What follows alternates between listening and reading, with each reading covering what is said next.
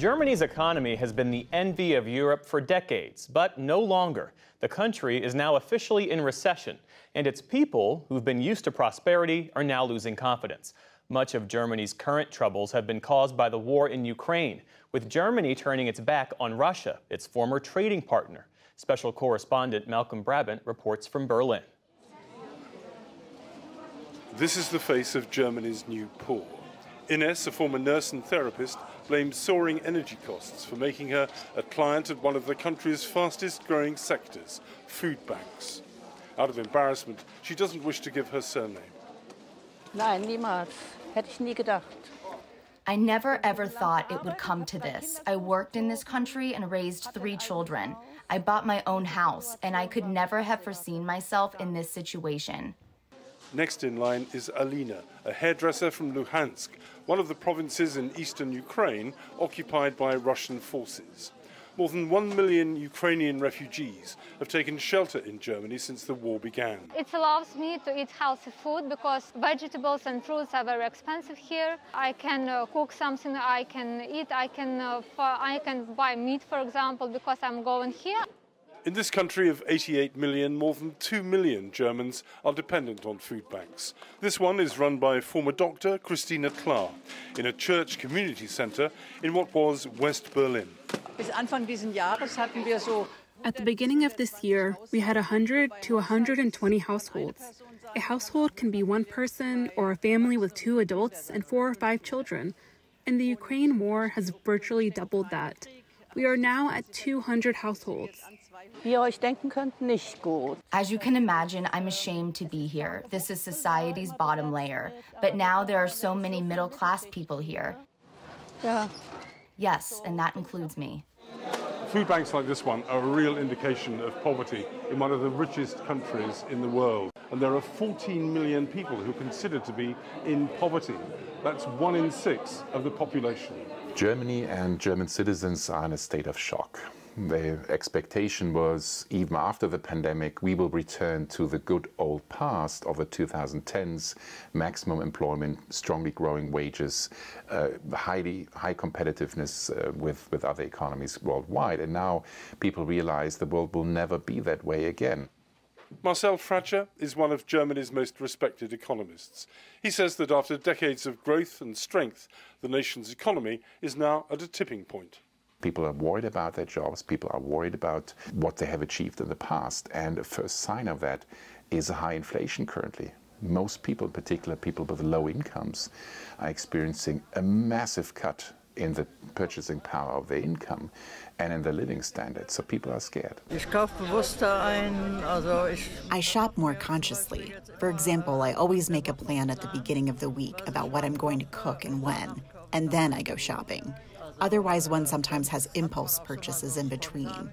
I avoid those now. Berliners are constantly reminded of the source of their troubles by the monument commemorating the Russian-dominated Red Army that helped defeat the Nazis in World War II.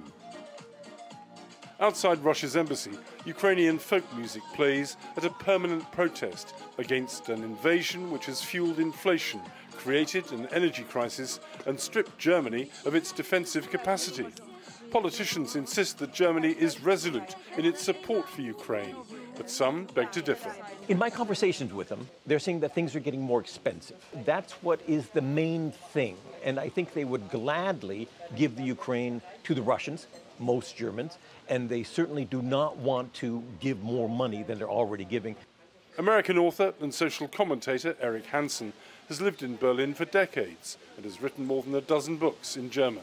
They want a certain amount of prosperity, and if you threaten to take it away, that's when they turn into different people. You could see that in 2015 when the migrants came in, and they were really afraid of losing prosperity, and that's when all the morals went out the window. The Brandenburg Gate was once the Iron Curtain's western frontier. Today, it's symbolic of Germany's current divisions. Many in the former communist East believe Moscow's propaganda. Germans are rather afraid because remembering the Second World War is still very present in the collective memory. More of that captured German film, propaganda pictures, with which the Germans hope to prove themselves unbeatable. Everybody had a grandfather who was in this war. We know how his war machine stabbed into the territory of our ally. But we all know too what it has cost him, and he's far from achieving his object, the destruction of the Red Army. It's something Germans are aware of and really are afraid that this could happen again. Of course the Soviet has lost tanks, hundreds of them. So has Hitler, in thousands. Thomas Wiegold is one of Germany's leading defence analysts. He says the nation's military is alarmed at how support for Ukraine has eroded its own capabilities. It's an open secret that ammunition stocks are running pretty low. Officially and unofficially, the German armed forces are not in a position to fight a real war at the moment. How long could Germany defend itself for, do you think, if there was a hot war? If there was a hot war, Germany would have a real problem when it comes to ammunition. Certain types of ammunition, the stocks are down to a few days' worth. So this would mean Germany would have to rely on allies.